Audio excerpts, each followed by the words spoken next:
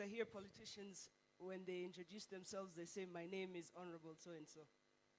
And I always say, no, you are not born with the name Honorable, it's just a title. My name is Winnie, and I am so very honored to be here in front of all of you today.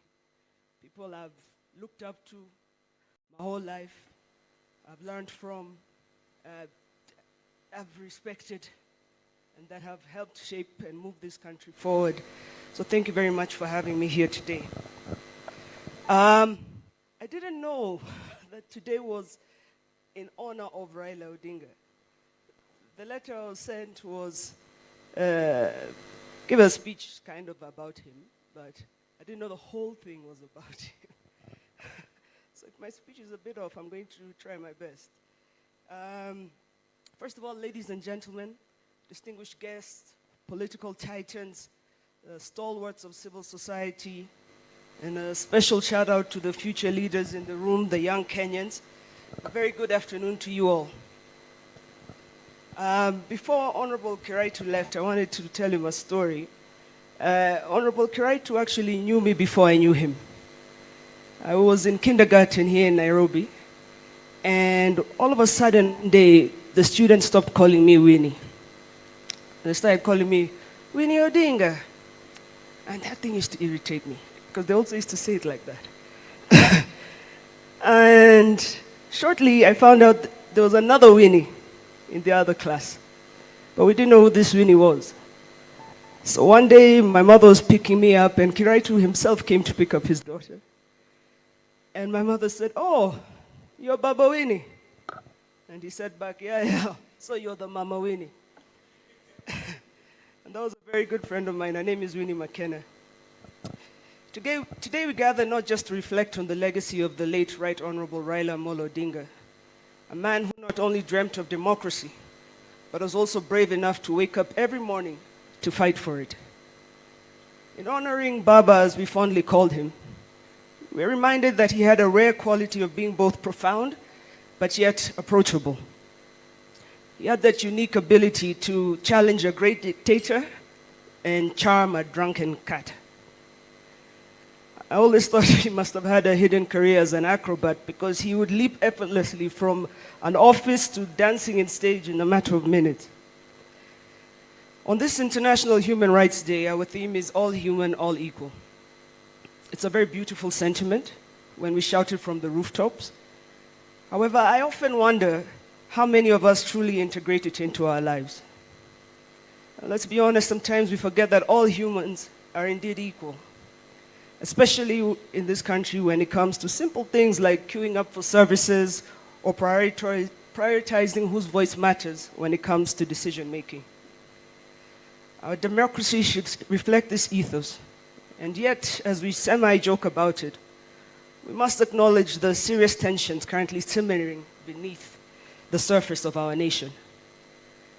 I call it, we're going through a crisis of generations, where young people are not being allowed to define their future, and older generations seemingly switch the goalposts whenever we get near it.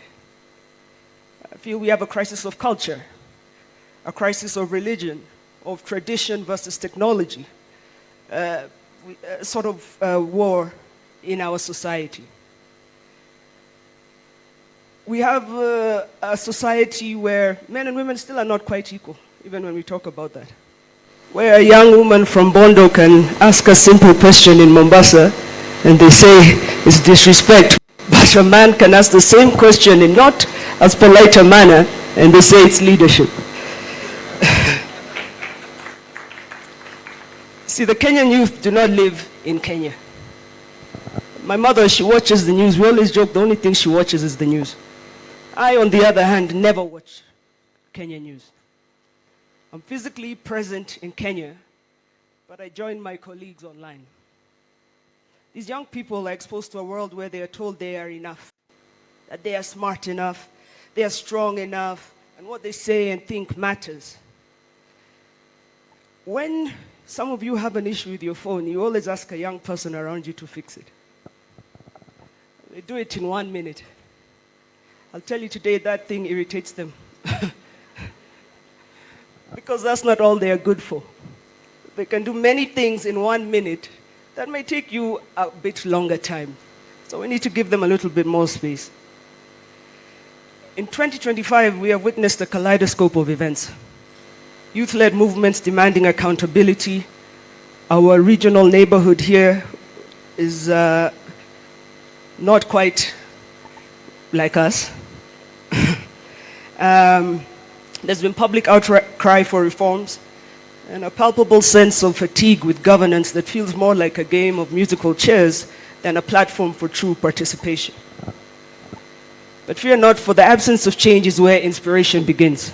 And that is precisely where Baba thrived. He believed that passion could shake the walls of our political history, challenge the status quo, and remind us that democracy is not just a political system, but a way of life woven into the fabric of our society. Raila Odinga was a man who understood that leadership was derived from the will of the people and not the will of its leaders. He used to say, leadership isn't about a title. It's about showing up every day, fighting for what is right, and lifting others as you climb. And lift he did. From pushing for multi-party democracy to championing the rights of every Kenyan, he stood firm in the belief that every voice counts. Isn't it ironic, though, that the very people Raila fought for sometimes questioned his methods? Some called him a radical. I prefer to say that he was a dreamer, a visionary who dared to walk where others hesitated because he envisioned a future where no one was left behind. In his memory, we've been tasked with the responsibility not just to dream the future, but to shape it. So what lessons can we draw from Baba's life? First, that change is absolutely possible, but it comes with a heavy dose of courage, persistence, and let's not forget, a sprinkle of humor to lighten those heavy moments. The other day I watched a video of him when he was trying to enter the DCI office. And the officer at the gate told him, I think, Mheshimiwa, you were there. The officer at the gate told him that he can't enter. And Baba turned it into a soap opera. He first tilted his head, raised his eyebrow, and asked, why not? When the officer stood firm, Baba switched gears and started a charming protest demanding access to the public office. That officer did not back down, but neither did Baba. He threatened to rally a crowd to bring down the gate. As I watched this video, I could hear him say 3 things. He always used to say, procedure first, pressure second, then we take action. Later, as we shared a laugh over the social media storm that followed, he was crying with laughter, saying, you must learn to laugh at yourself. It means you take yourself less seriously. If only we could apply that wisdom at the national governance level in Kenya. In Kenya, institutions work together like a family during a heated dinner. Lots of shouting, some staring, and when all else fails, people storm out to their different rooms. Even the president sometimes admits to us that he feels shackled by the behemoth of bureaucracy. People are often afraid of change. They fight against it. It's like they're protecting that last piece of cake at a birthday party. But sometimes, just a sprinkle of Baba's humor and charm can turn a full-blown war into a friendly game of kati, for example. Let's take that lesson to heart. Let's embrace humor while changing the norms. Secondly, bullets don't bring smiles. We are all human. We are all equal. And I really beseech the members of this civil society to bring the 2 sides of this divided nation together. And the 2 sides I'm speaking are not political sides. I'm speaking of the 2 generational ones. The table that I speak of is not for lip service, but for future planning.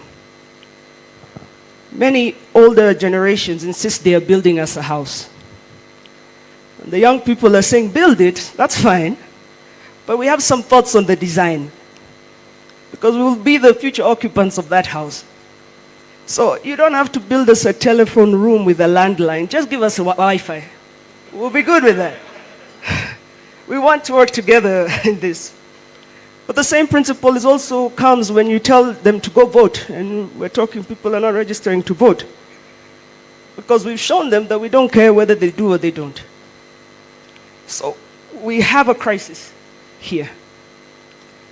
And these young people are angry. They're not trying to burn down the house. They just want to be listened to. Some are fighting for inclusion. Some will go to the streets. But the more worrying thing is that most have checked out of the game. They will not participate in a game that is not equal. So we can't have a society like that, where some participate and others couldn't be bothered, or they're too afraid, they'll be abducted, they'll be killed. Even if they vote, it will be stolen. We cannot live in a society like that. Oftentimes, I hear, especially men, they like to say this. They always have an analogy of how Simba, mtoto wa Simba ni Simba, or something, anything to do with an animal, they always say that. You know, and Yani, I don't know what, they always have something. But we are not animals. We're human beings in an equal society with equal members, both male, female, and we both have to participate in society. After all, human rights aren't just policies written on nice paper. They are meant to be lived and breathed. So it's time to swap the lip service for some real action. Let's stop tiptoeing around uncomfortable truths and instead tackle them head on. I think you may have seen me these past few weeks not tiptoeing.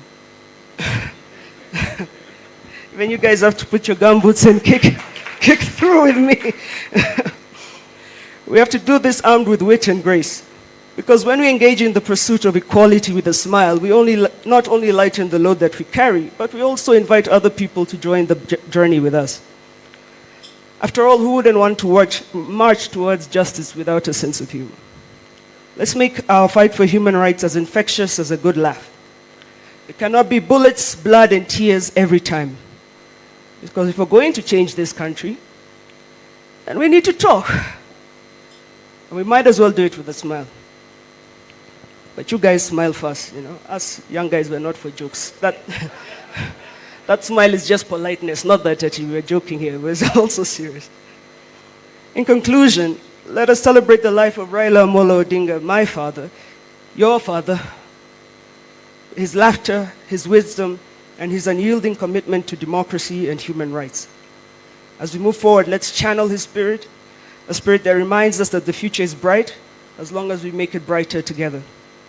Thank you, and may we carry the torch of democracy with pride, resilience, and a touch of humor. Thank you very much.